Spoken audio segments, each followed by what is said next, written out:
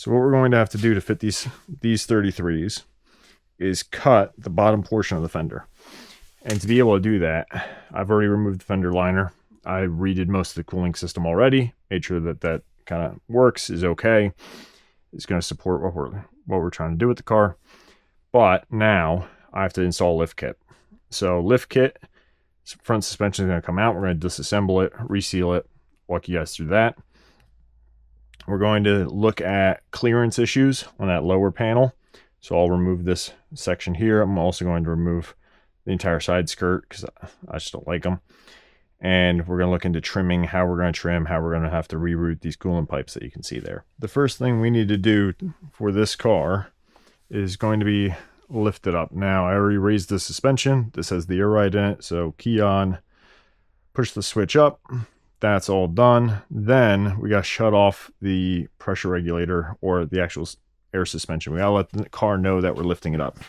So to do that, what we're going to do is take the far switch, right? The level adjustment switch. We're going to hold that up for roughly 10 seconds. Now, after that's done, you'll get a little beep on the dash. Says system shut off or something along those lines. Now, the next step, we're going to put the front end up on a set of jack stands. And then we're also going to lift up the rear because we want to pull off all 4 tires. Essentially go one by one, pulling the shocks out, all the air suspension components on each one of the corners. Once we get the shock out, we'll be able to change out the rest of the stuff on the bench. So, yeah, let's get started.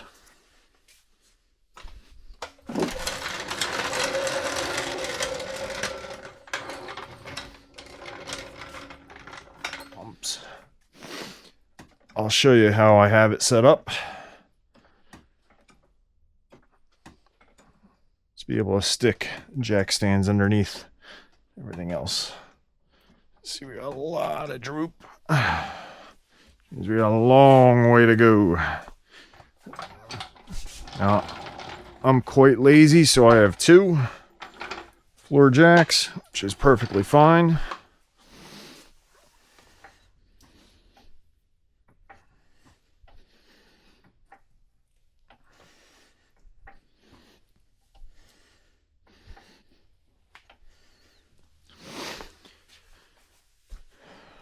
All right, so what we're jacking up on is actually the transmission support bracket bolts. And the reason why is because I want to be able to get the front end high, but I also want to leave the jacking points on the front free for the jack stands. Yeah, it's a little bit overkill, but it's fine. Try to pull this off and show you. So this is what we're going to for the jack stands. And now I'm on the bolts for that on both sides. So now what I'm going to do is raise this up a little bit more. Make sure that I have plenty of room underneath because we're also going to be doing skid plates. And when we go to do the skid plates, I want to be able to walk them right underneath and then lift them up with the jack to then be able to mount them. So,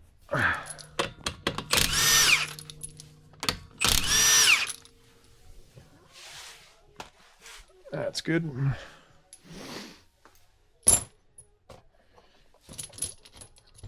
Keep that little guy. 2, 3, 4, 5.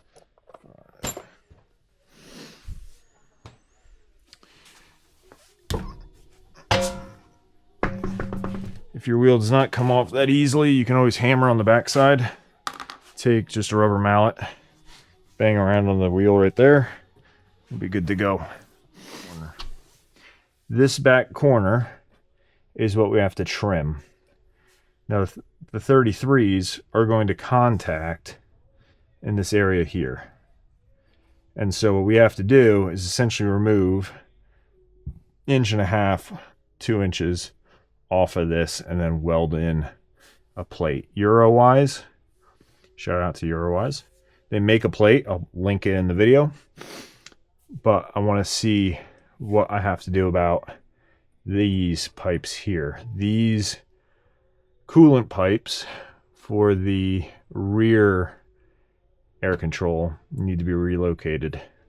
And I'm not entirely sure how to do that, but I believe what I've been told is that by trimming down the body seam behind these, right where my finger is, I can then rework the bracket and push them further up against, and then that should be enough room to clear the wheels, because the real clearance issue is this hunk right here.